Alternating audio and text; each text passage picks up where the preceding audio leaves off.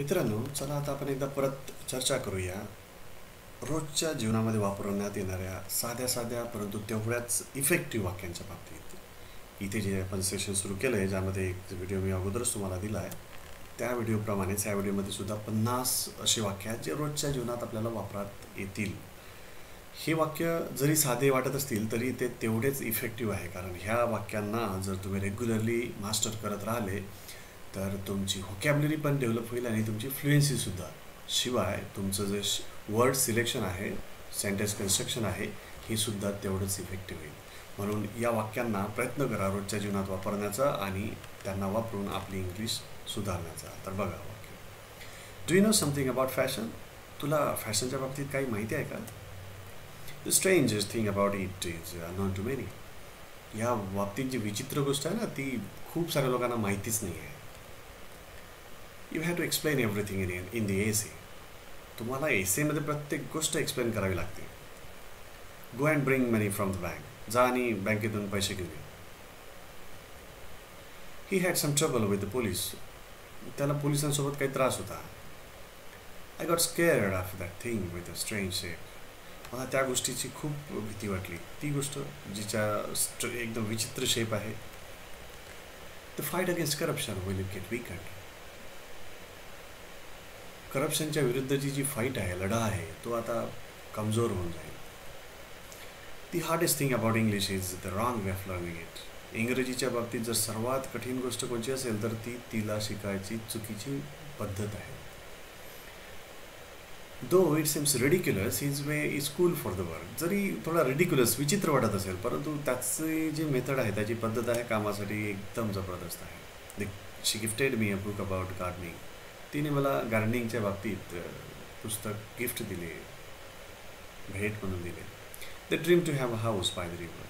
त्यांचं स्वप्न आहे की त्यांच्याकडे नदीच्या बाजूला एक खूपच सुंदर घर असावं. I will take the small one next to it. मी ते त्याच्या बाजूला छोटंवाला आहे ना, ते घेईन.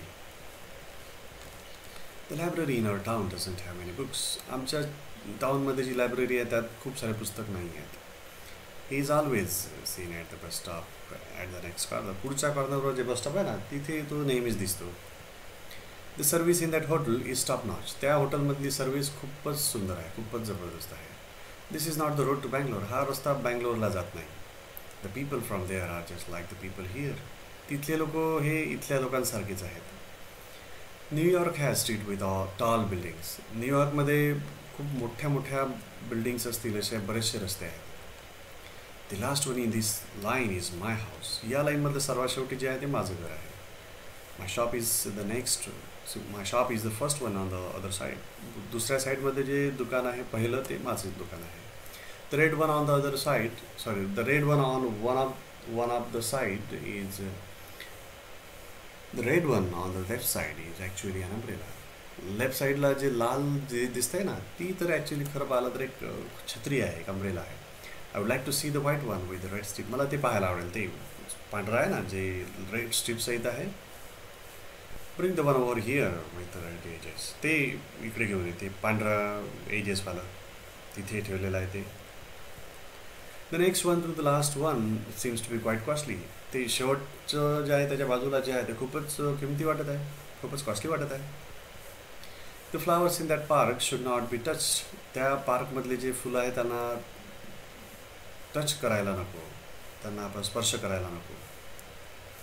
The report on the radio says that today it may rain heavily. रेडिओवरचा रिपोर्ट सांगतोय की आज खूपच जोराचा पाऊस येण्याची शक्यता आहे. The cut on your hand is because of the accident. तुझ्या हातावर जो कट झालेला आहे तो ॲक्सिडेंटमुळे आहे. She did understand the difficult part in that report. त्या रिपोर्टमधला जो डिफिकल्ट पार्ट आहे तो तिला समजलाच नाही. She is standing near the mast over there by the lamppost. त्या लॅम्पपोस्टच्या बाजूला जो उंच उंच जो एक पोल दिसतोय ना, त्याच्या बाजूलाच त्याच्याजवळच ती उभी आहे. When you come you will see the building on your left. तू जेव्हा येशील तर तुला तुझ्या डाव्या साईडला एक मोठी बिल्डिंग दिसेल. She is the same girl, the one with red scarf. तीच मुलगी आहे, लाल स्कार्फवाली. After long hours we reach the agreement at the meeting. खूप तासानंतर आता कुठे आमचं एका गोष्टीवर एकमत झालं मीटिंगमध्ये. These are the important qualities in our work. हे आमच्या कामामधले इम्पॉर्टंट क्वालिटीज आहेत. The man in black seems to be a good. काळ्या कपड्यांमध्ये जो दिसतोय ना तो माणूस गुंडा वाटतोय. I didn't like the dark man with a limp. तो जो काळा काळा माणूस आहे ना ढिलासा, मला बिलकुल आवडत नाही तो. You have to help the man across the road.